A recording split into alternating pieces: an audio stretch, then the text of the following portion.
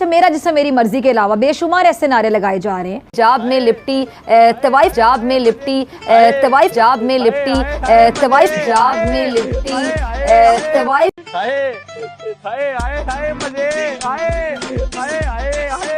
जुल्मी तोहर जवानी हमर कदम के नीचे आ गई, सारा समुंदर पार तोरे पीछे पीछे आ गई, तोरे पीछे पीछे आ गई। वो कह रही जी मेरा जिस्म मेरी मर्जी वाली जो मखलूक है वो आजकल खामोश क्यों है?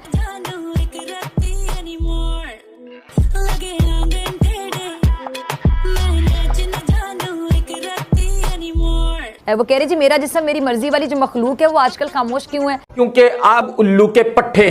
सब आपने भी सुना, ये जो अभी चल रहा था, ये जो हमने क्लिप चलाया। मेरी मर्जी है, जरूरी नहीं है कि तुम लोग हम लोगों को बताओ कि हमें कितने बच्चे पैदा करने हैं और हमें किसके साथ सोना है।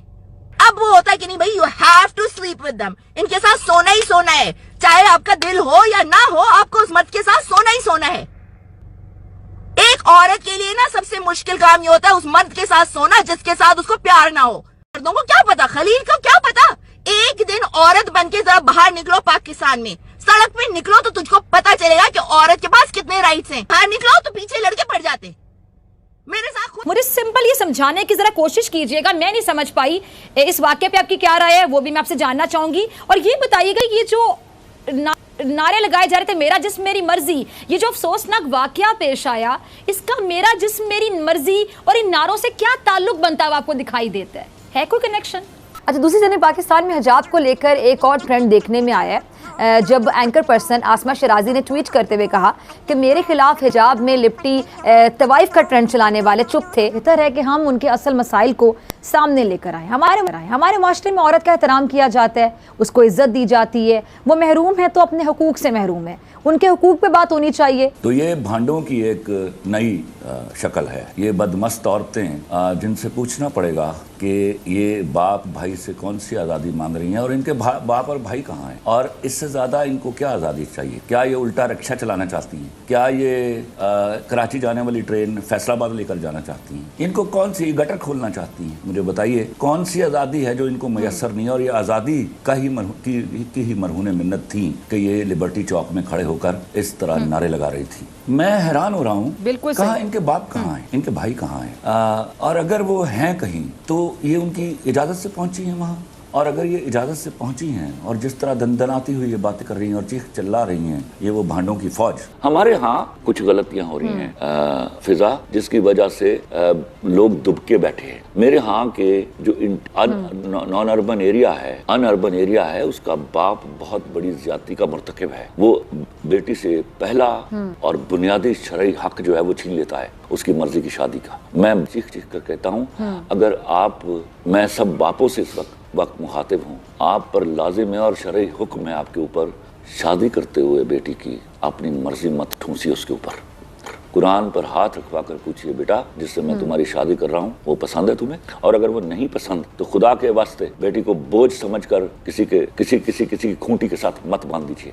ये जब बाप अपनी अना, अपनी नाम निहाद गैरत और अपनी नाम निहाद ज़बान का सहारा लेकर बेटियां वहां भी आते हैं जहां वो शादी नहीं करना चाहती, तो सोशल सेटअप में पहली बुराई शुरू होती है जो सब बुराइयों की माँ है। अगर ये काम शुरू हो जाए और हमारे बापों को ये तरबियत दे दी जाए तो खुदा की कसम ये फेमिनिस्ट अपनी मौत आप मर जाएंगी। ये बहुत इंपॉर्टेंट हो गया है। यहाँ रात को सोई हुई बेटी को जगाया जाता है और उसको बताया जाता है कि तुम्हारी फला एक कजन के साथ तुम्हारा मैं निकाह तय कर आया हूँ फला दिन को। This is astonishing for that girl. Why? आप उससे पूछते क्यों नहीं? उसने 50-55 साल की जिंदगी गुजारने जाना है। ये इस बुनियादी हक पर मेरे यहाँ का कौन सा पढ़ा लिखा आदमी है जो इनके साथ नहीं है? तो ये गलीज नारे कहाँ से आए थे? मैं बार बार एक घटिया तरीन नारा है जिसकी मैं मिसाल देता हूँ, वन ऑफ, और इससे ज्यादा क्या कि मैं उनको नेशनल टीवी पर डिस्कस नहीं कर सकता, लेकिन इसको मेरे ख्याल में मैं कह सकता हूँ और ये चल सकता है कि लोग बैठ गए ठीक से। और वो जो पोस्टर आपको इन बदबख्त औरतों से पूछे कोई कि कभी ये बैठने का तरीका किसी बाप और भाई ने बताया है? ये हमेशा माँ बताया करती है, बाप और भाई तो नजर चुरा कर गुजर जाते हैं, और ये माँ की बताती है बेटा इस तरह नहीं बैठते। तो इट्स हाई टाइम फिजा इस बहस को लंबा करके इनको इम्पोर्टेंस देकर इनकी नौकरियां पक्की करवाने की बजाय। अच्छा, आपने अब बाप और इनको भाई का आड़े जिक्र हाथों किया, लेना बड़ी आपने चाहिए अहम बात की, और ये जो इनको आपने एक मुंह नारा बंद करने कोट चाहिए। करके बताया खलील साहब, वो बाप और भाई के हवाले से ये भी कहती हैं खवातीन कि हमारा नाम हमारे बाप से पहचाना जाता है, भाई से या शौहर से हमारा अपना एक तारुफ है, हम अपने नाम से पहचाने जाएं। इसकी क्या समझ आई आपको इस मुतालबे की? तो ये चंद मुट्ठी भर औरतें इसी तरह, देखिए बाप का नाम कहाँ हटता है, उससे क्या फर्क पड़ता है? आप तय कर लीजिए बैठ के, उसमें कोई शौहरों की पाबंदियां होती हैं? तो आप शादी से पहले तय कर लीजिए कि मेरे बाप का नाम चलेगा। अगर वो नहीं मानता तो ना कीजिए शादी, उससे बैठी रहिए आराम से।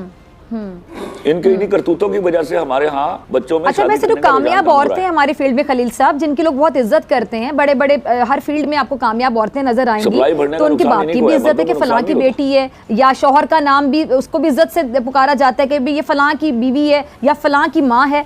औरत जो है वो भी तो पहचान बनती है ना, मतलब अगर पॉजिटिव वे में देखा जाए। और मैं आपको बताऊं फिजा, ये इनके ये अपने करतूतों की वजह से उन औरतों की एफर्ट्स को भी फॉइल कर रही हैं, उनको भी जाया कर रही हैं। यहाँ पर मेरे यहाँ बहुत ऐसी माशाल्लाह ऐसी औरतें हैं जिन्होंने औरतों के हकूक के लिए बड़ा काम किया है। इन्होंने अपने गलीज नारों की वजह से उनकी काविशों को भी बदनाम किया। खवातीन के हकूक के नाम निहाद अलमबरदार जो नारे लगा रहे हैं वो इस्लामी तालीमात से मुतसादिम है, जिससे खवातीन के हकूक के लिए उठने वाली असल आवाज़ों पर मनफी असर पड़ रहा है।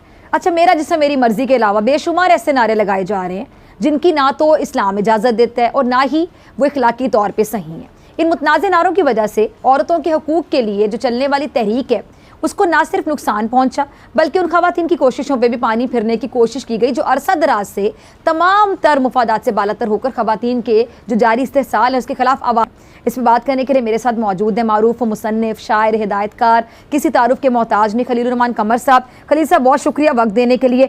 खलील साहब, हर साल की तरह इस साल भी खवातीन के आलमी दिन के मौके पर यह औरत मार्च हो रहा है और खवातीन को हुकूक दिलाने की हमेशा की तरह बातें भी हो रही हैं, लेकिन अगर मैं बात करूँ कि अमली तौर पर ये जो औरत मार्च किया जाता है, इस पे क्या बाकी खवातीन के हकूक की बात की जाती है या फिर सिर्फ इस किस्म के नारे दर्ज होते हैं, इस किस्म की बातें की जाती हैं जो अल्फाज या जुमले हम टीवी पे अदा भी नहीं कर पा रहे होते? बिस्मिल्लाहिर्रहमानिर्रहीम, अस्सलाम वालेकुम फिजा। इससे ज्यादा आप क्या चाहती हैं कि आप बॉयफ्रेंड के साथ अपने कमरे में चली जाएं और बाप बाहर खड़ा हो जाए पहरा देने के लिए, भाई फोन पे खड़ा हो जाए और ये बताने के लिए कि बाजी अंदर बिजी है? इस तरह की आज़ादी चाहिए आपको? मुझे बताइए, क्या कॉन्स्टिट्यूशनल राइट है ये आज़ादी इजहार का नाम लेकर अपने बाप के साथ पाकिस्तान के बाकी सारे बापों को गाली देना? क्या ये कॉन्स्टिट्यूशनल राइट है आज़ादी इजहार का नाम लेके अपने भाइयों के साथ हमारे मुल्क के बाकी सारे भाइयों को गाली देना? क्या ऐसा कोई रेफरेंडम हुआ है जहां मेरे मुल्क की औरतों ने, मेरे मुल्क की शानदार रिवायतों की हामिल वफादार औरतों ने इनको अपना रिप्रेजेंटेटिव चुन लिया है और ये 35-36 औरतें किसके ईमा पर सड़कों पर इस तरह बदमस्त हथनियों की तरह दंदनाती फिर रही हैं? ये बहुत बड़ा सवाल है जो नहीं हो रहा।